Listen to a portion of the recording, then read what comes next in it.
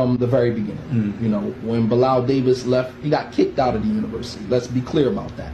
He gave a lecture some time ago when he was asked why he didn't graduate from the university. He said because of the forces of Hizbiyah. Sounds like a sci-fi movie. Like, how in the world you gonna get in public and tell people you didn't graduate from the university because of the forces of Hizbiyah? You was a poor student. Let's just call it what it was. The forces of Hizbiyah. Right. You was right, exactly. With the scholars that the teacher that was there that was a part of Hizbiyah was conspired against him or something?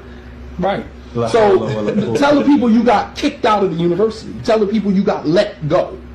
I mean, you know, nonetheless. I remember a student in college. This is the same guy who, you know, was expelled from the university 3 times, kicked out of the Islamic university 3 times. How do you get kicked out of an Islamic university? I still, just for the life of me, can't figure that out. Nonetheless, was kicked out of the Islamic university 3 times. This guy from the UK, all right? Someone that, you know, many of you guys hold him to be such a big scholar, mashallah. Abu Fulan and Abu Fulan, kicked out of the university 3 times, right?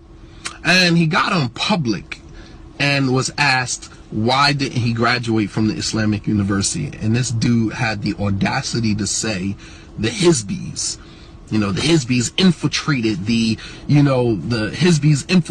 Islamic university and, you know, stopped me from getting my education. And it's just like, dude, you were kicked out 3 times. Ahlul Bid'ah are not going to aid us upon this. Ahlul Bid'ah wish to see it fail. Possibly, and Allah knows best, making dua that it fails. You spent most of your time there giving lectures to other students who had, you know, here again, that lack of intellectual autonomy, right? You can't think for yourself. Here you are at the prestigious Islamic university, and you're sitting learning from Abu Fulan and Fulan, rather than going and sitting with scholars that are right there. As a matter of fact, to make things even worse, you had students of knowledge telling other students not to sit with certain scholars. Go figure. Think about the, you know, the absurdity of this. And this, I'm letting you guys in on stuff that you probably wouldn't know unless you were there. If you know, you know.